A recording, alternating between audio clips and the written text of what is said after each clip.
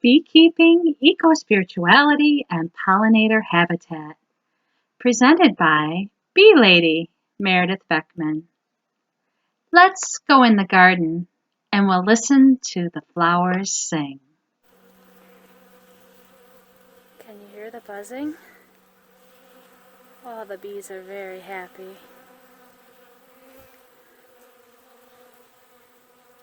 This is a boxwood plant in the front of my house, a shrub.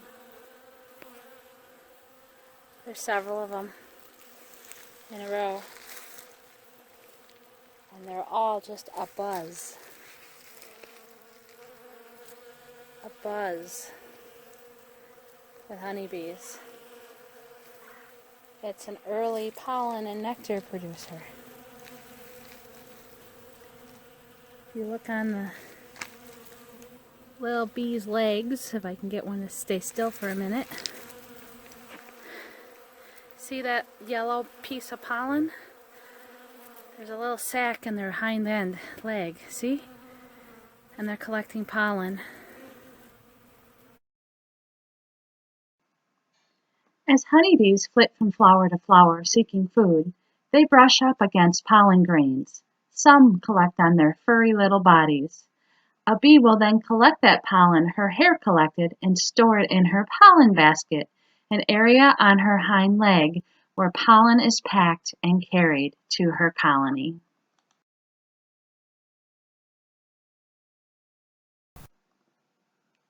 Here I am, spring of 2013, with my very first package of bees.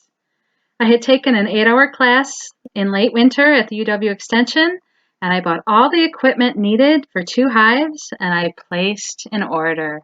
I was so excited.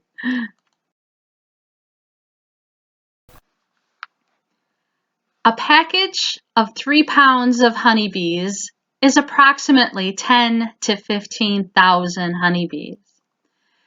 These bees are mostly female, with a few drones, males, and 1 queen.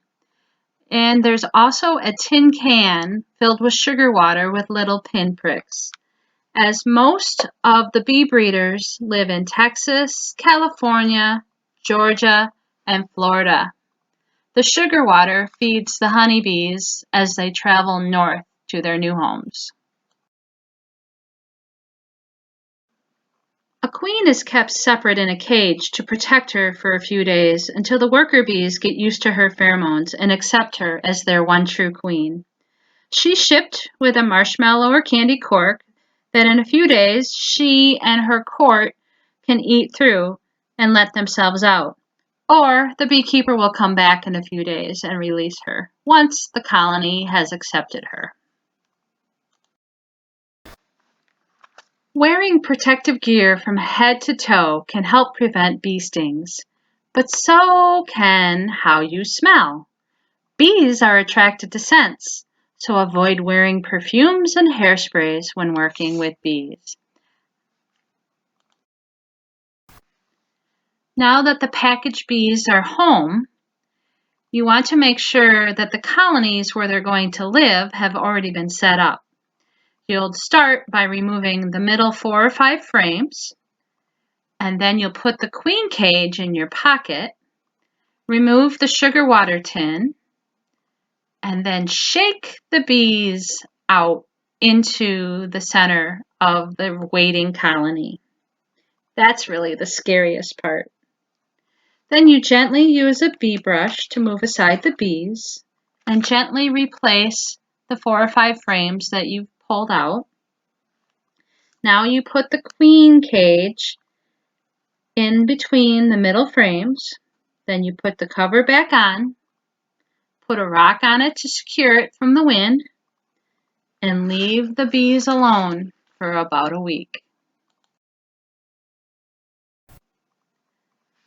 The Blessed Bee Apiary came into being in April of 2017. It was at the previous year's Labor Day weekend Sacred Fire Circle that I had received a message from the sacred, spiritual, magical land to offer beekeeping lessons for free to Circle Sanctuary members.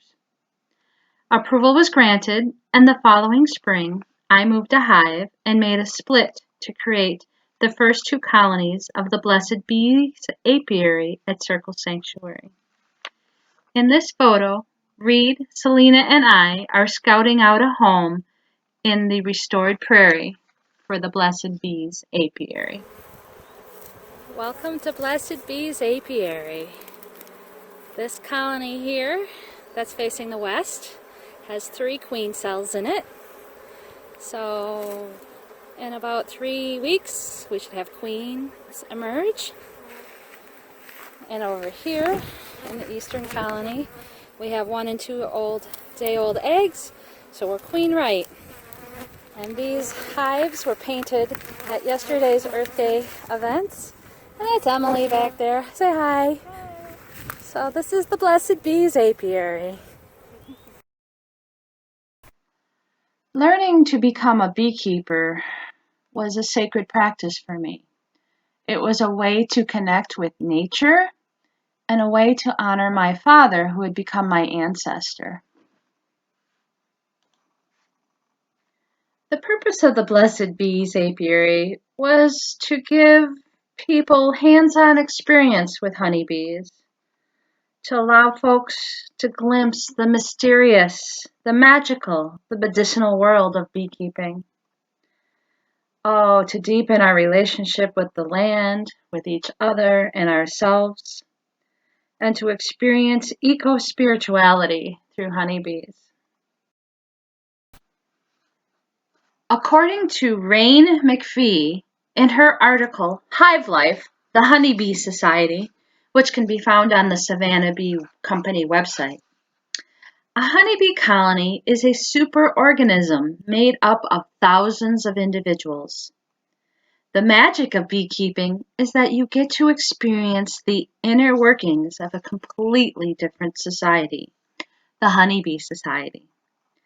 We get so caught up in the idea of alien societies that exist in far-off space, or past societies in our human history, without giving much thought to the complex societies that exist all around us in the insect world. Honeybees are among the most organized and efficient societies that exist in our world today because of their work ethic and their devotion to the queen. In fact, a honeybee colony is often referred to as a superorganism, consisting of thousands of individuals functioning as one. It is a symphony of highly coordinated behaviors, all designed to promote the entire hive. In Jacqueline Freeman's book, Song of Increase, Listening to the Wisdom of Honeybees for Kinder Beekeeping and a Better World, she says of the honeybees, "We wake up to the understanding that we are all one, all the time. Human beings exist connected each to each, but believe that they are not. Honeybees dwell in the full realization of that connection and have done so for eons. The unity we embody is a reflection of the kingdom-wide unity that dwells in us all. This is the gift we bring. Complete, sacred unity in body and spirit. To be in the presence of spirit, to simply sit and be in such presence, offers the opportunity to be transformed by it. This we offer you. Come, sit, be with us. Drink in this unity as you would fresh rain. We offer our gift with great joy and love." Blessed bees, blessed bees, blessed bees, blessed bees, blessed bees, blessed bees, blessed bees. Honeybees are struggling to survive. According to the National Survey of Beekeepers, beeinformed.org, the average winter colony loss for all honeybee colonies in 2020 was 35.5%. Since 2013, I have been keeping bees, and I have experienced winter colony loss ranging from 25 to 100% colony loss. In fact, the years 2017 to 2018 and 2018 to 2019, the years of the Blessed Bees Apiary, we experienced 100% colony loss. In 2019, I decided to move all beehive management back to my home apiary in Mazomanie, Wisconsin, where I continue to offer beekeeping apprenticeships and to collect a small portion of the honey and donate it to Circle Sanctuary, where it can be sold in the resource shop as a fundraiser.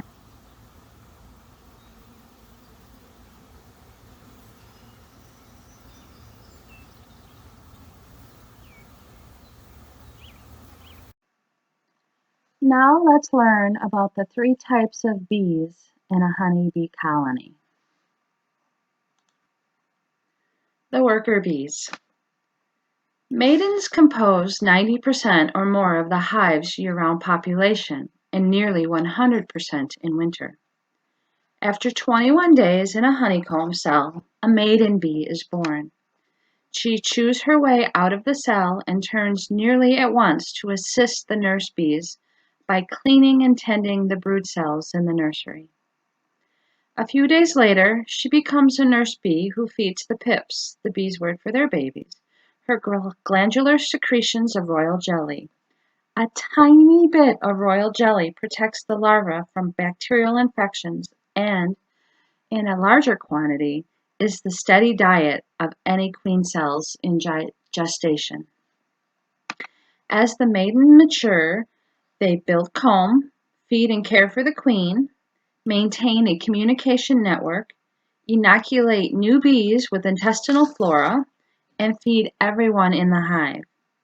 They maintain the ideal temperature to keep the brood warm year-round and bring in water as needed. They gather, process, and store nectar and pollen. They keep the hive's air healthy, regularly clean out dead bees, and clean live bees and the hive itself. They defend the hive from intruders, pests, and diseases, seek out nectar and pollen sources, and carry everything back to the hive. They create propolis and use it to seal the hive. They prepare for swarming and, when necessary, find a new home. And if a queen dies, a maiden may step in and lay eggs. If one of these tasks is found wanting, the hive suffers. If all are done well, the hive thrives.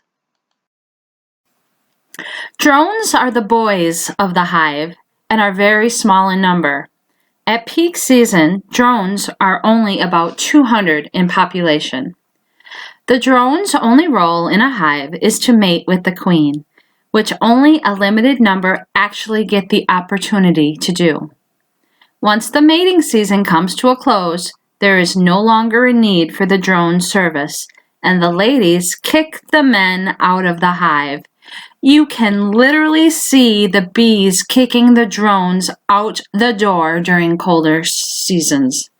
At this point, they are seen as a drain on the hive's precious resources. There is simply no way for a drone bee to survive independently outside of the colony, especially during winter. So their removal is essentially a death sentence. The queen. The queen bee is the all-empowered leader of the honeybee hierarchy.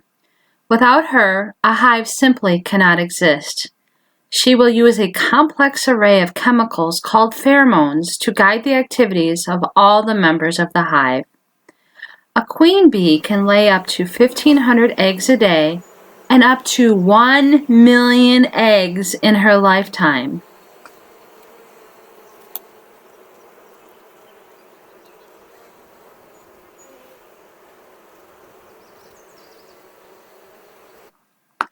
A beehive colony cannot exist without the queen. So if the queen perishes for whatever reason, The worker bees can make a new queen as long as the previous queen had laid fertilized eggs in the past 2 days. The worker bees will feed several of those 1 to 2 day old eggs royal jelly and form special queen cells out of wax for several of them. The queen cell looks kind of like a peanut. The first queen to emerge from the peanut-shaped cell is the new mother of that colony, and she'll go around stinging and killing the unborn queens, as there can only be 1 queen per colony. This is called regicide. Sounds like a plot from the Game of Thrones. Isn't bee world fascinating? How bees make honey. Winnie the Pooh thought that the only reason that bees made honey was for him to eat. But the truth is, bees make honey as a food for themselves and their larvae. It's a very good source of fuel because it provides a lot of energy and stays fresh for a long time. A forager bee brings nectar and honeydew back to the hive in an organ called the honey stomach. The forager bee passes the sweet droplets on to the other worker bees, who mix the nectar with their own saliva and keep the mixture in their own honey stomachs for short periods. Then they store it inside the cells of the honeycomb. Yes, the honey we enjoy so much is essentially a bee's spit, or what is left of it after all the water evaporates and the bees cap it off with wax. Worker bees speed up this evaporation process by beating their wings to create a warm breeze. Mature honey doesn't spoil because it contains more sugar than water, along with substances that stop the growth of bacteria and fungus, making honey very medicinal. The antibacterial properties of honey have been used in medicine for thousands of years. Applying a layer of honey to a cut speeds up healing and reduces the risk of infection.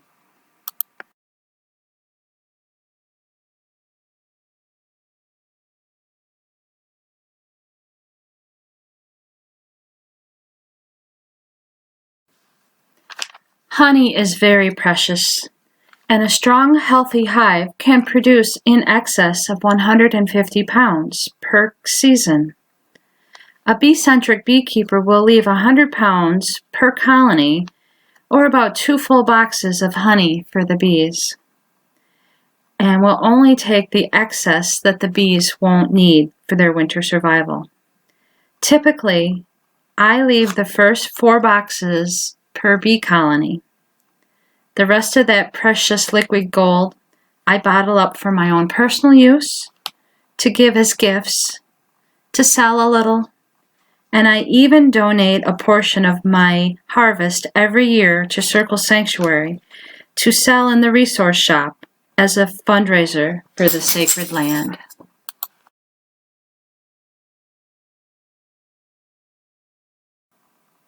If nothing else has convinced you why bees are important, think about mead.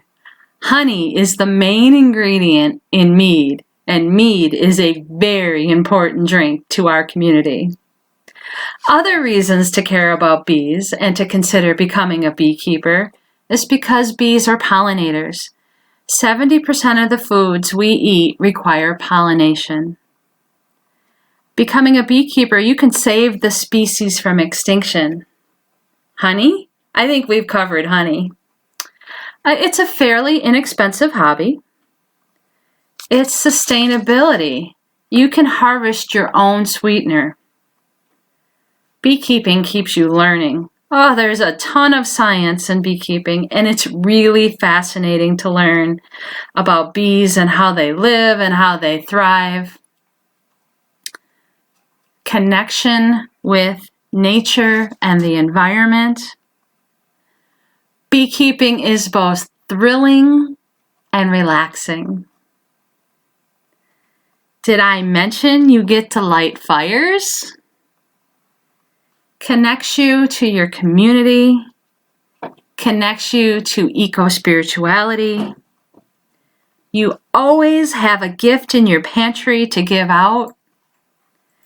It's a family-friendly experience. You get wax for your projects. It improves the yield of your vegetable garden. And it's fun.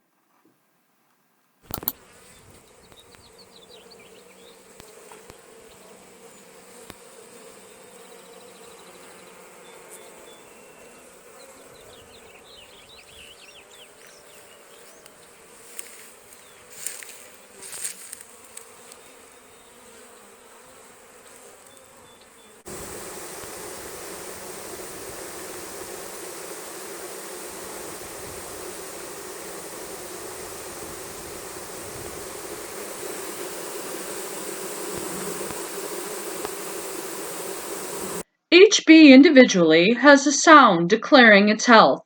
In harmony together, we set up a wave of sound that speaks in a song of hive health. The overlapping sounds harmonize on different frequencies that speak to each of the bee's organs. The song can raise or lower the vibration of vitality, enhancing or decreasing hive health. Like a song of rapture, it can raise the spiritual frequency of the hive. An excerpt from Song of Increase by Jacqueline Freeman. I am offering members of Circle Sanctuary the opportunity to experience the realm of beekeeping for free. There will be a formal apprenticeship or opportunities for drop-in hive inspections. I just ask that you provide your own protective bee gear. For more information, contact me at honeymoneyllc@gmail.com or via Facebook, Meredith Beckman.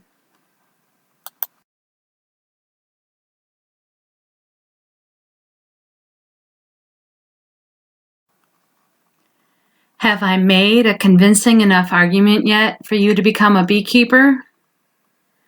Well, I know not everyone has the ability to keep bees, but everyone can learn about bees and pollinators and their importance. And you can teach others what you learn. And the first thing to teach them is about dandelions. Dandelions are good and very important to the health of honeybees. Dandelions are one of the first flowers of the spring, and they provide much needed food and nutrition for bees.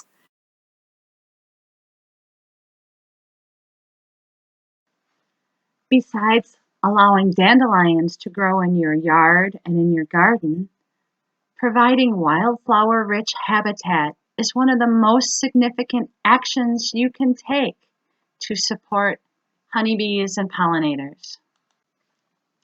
I don't know about you, but I love planting my spring garden right now. And why not add a few pollinator-friendly plants this year?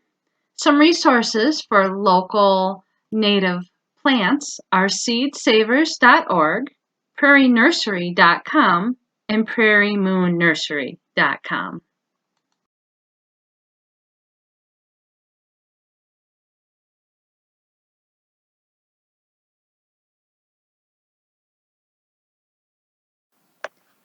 An excerpt from Sacred Medicine of Bee, Butterfly, Earthworm, and Spider, Shamanic Teachers of the Instar Medicine Wheel. Because of their essential work in the cross-pollination of plants, bees are the alchemists who assist plants in the vital transformations from flower to fruit. This service allows plants to reproduce, sustains ecosystems, and feeds the world with its bounty. Honeybee and its golden trinity offer wisdom about each stage of the creative cycle. Yet honeybee's central teaching for human understanding highlights a critical stage in the creative process, when the blossoming of our ideas is manifested into the fruit of reality. Through its willingness to open into sacred union, consistent dedicated action, and nurturing midwifery, Honeybee assists us in bridging this precarious phase of creativity. Bee offers itself as a midwife and a guide on our human creative journeys as we seek to bring forth new ideas, projects, children, and purpose. If you find yourself in this critical stage, ask Bee to infuse your project with the golden light and honeyed sweetness of its nurturing guidance.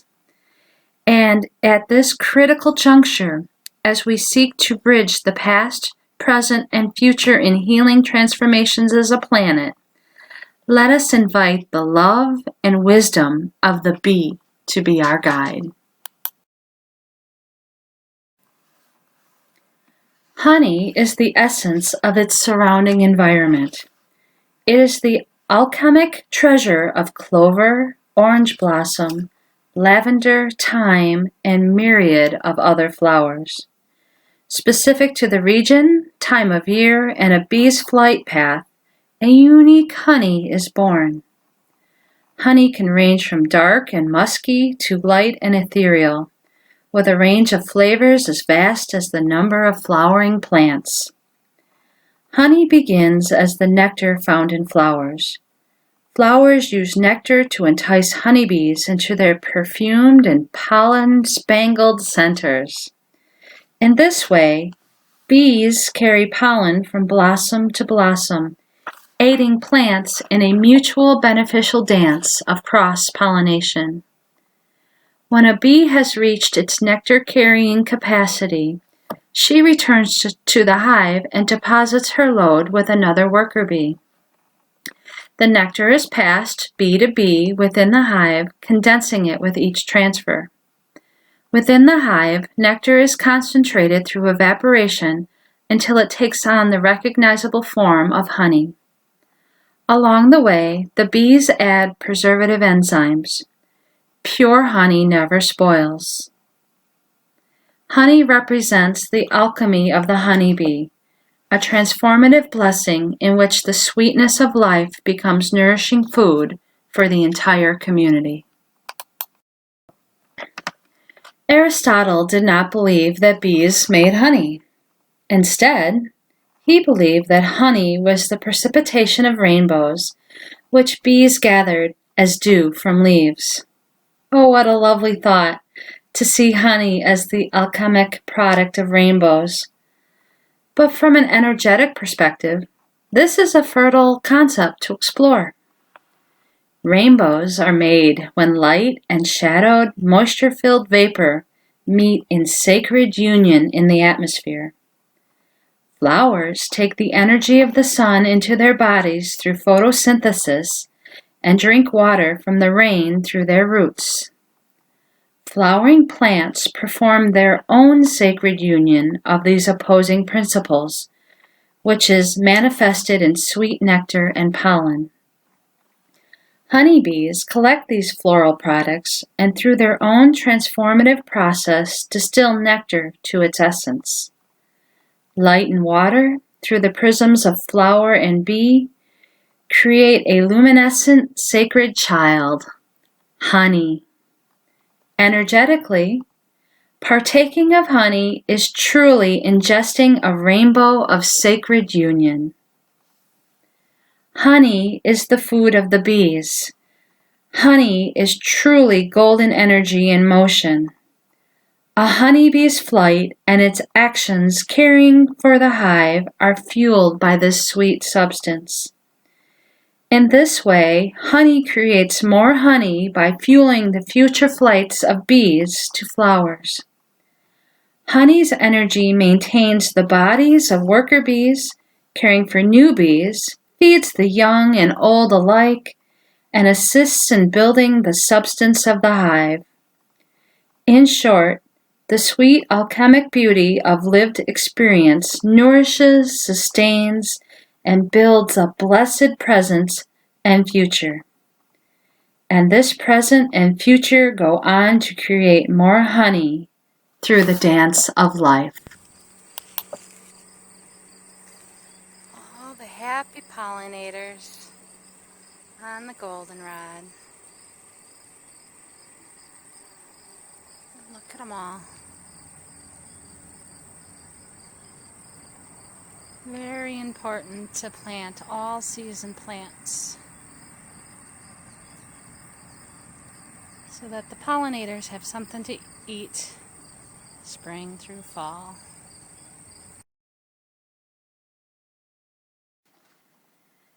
Bees, butterflies, and other pollinators all are different sizes and have different body shapes and different tongue lengths.